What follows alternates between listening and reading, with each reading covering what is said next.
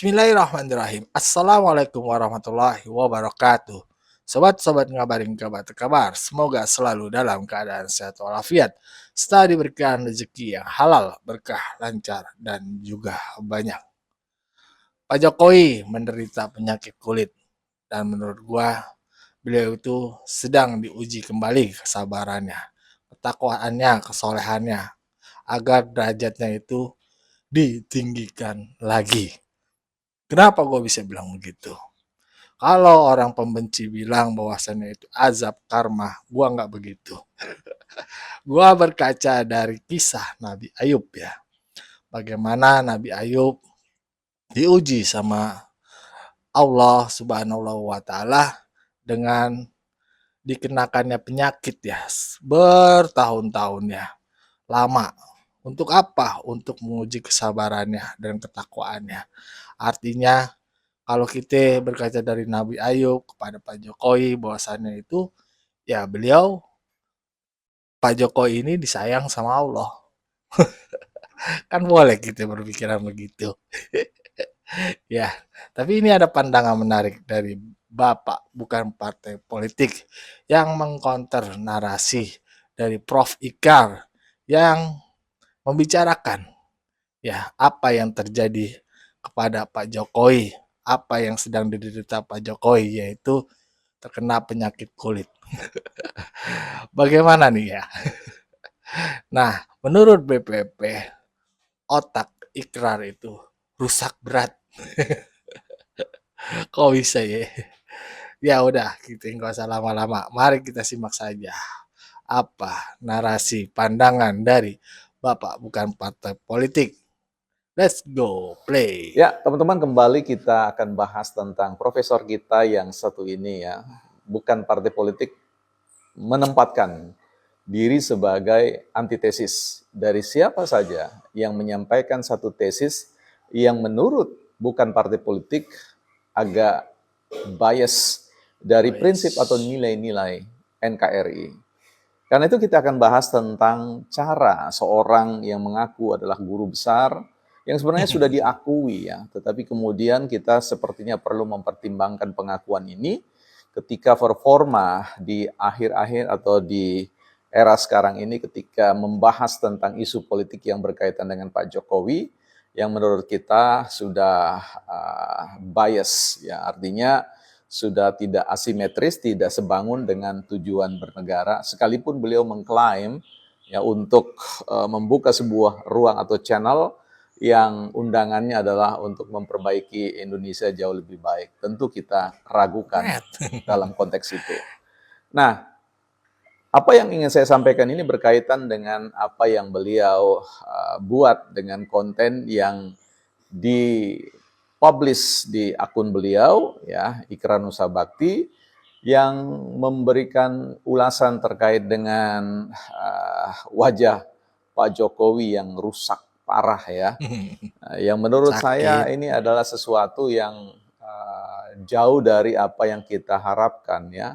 Ekspektasi kita, harapan kita pada seorang guru besar seperti Pak Ikrar Nusa Bakti sebenarnya melampaui itu jauh dari apa yang disampaikan. Kita bisa tahu tentang koleksi, kumpulan atau akumulasi diksi, pilihan-pilihan kata yang beliau buat itu menurut saya jauh kelasnya dari seorang guru besar. Kita bisa bayangkan ya, beliau mengambil data-data dari orang-orang yang memang sudah emosional, ya, yang punya standing position atau posisi berlawanan dengan Pak Jokowi dan membangun analisis, membangun ya pikiran atau tesis terkait dengan Pak Jokowi itu. Dari basis itu, basis data yang saya katakan itu adalah sesuatu yang menurut saya ya tidak layak untuk disampaikan kepada publik, kepada masyarakat yang sebenarnya secara terbuka, polos ingin belajar bagaimana berpolitik yang sesungguhnya.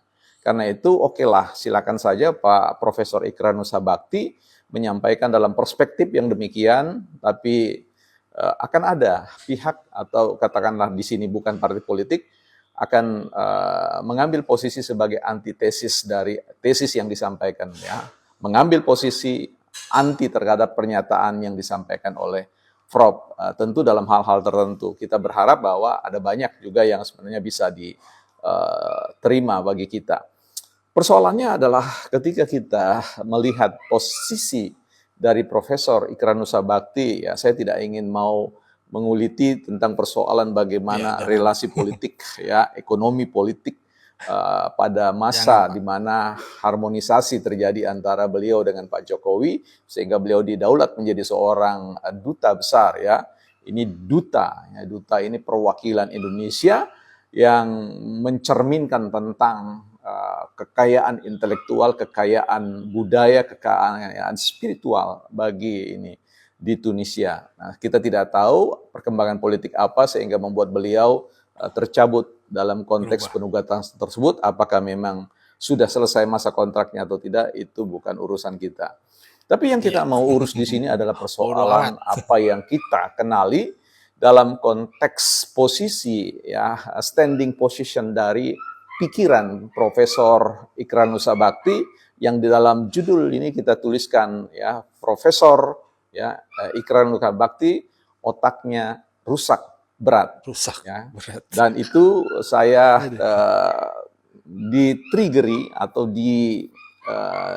dipicu oleh yang namanya statement-statement beliau terkait dengan apa yang dikatakan soal kesehatan Pak Jokowi, ya, rusak parah, ya, dan sebagainya. Menurut saya itu jauh dari etika ketimuran kita. Sangat disayangkan seorang guru besar, ya, harus berbicara di hadapan publik tidak mewakili kompetensi personal, ya, kompetensi personal beliau sebagai seorang guru yang patut untuk ditiru. Menurut saya di titik ini, saya kira itu agak sulit kita untuk meniru, kecuali mereka yang sepaham sefrekuensi dengan tujuan politik dari Profesor Ikrar Nussabakti, ya. Nah, saya ingin memperkenalkan konteks akronim, ya.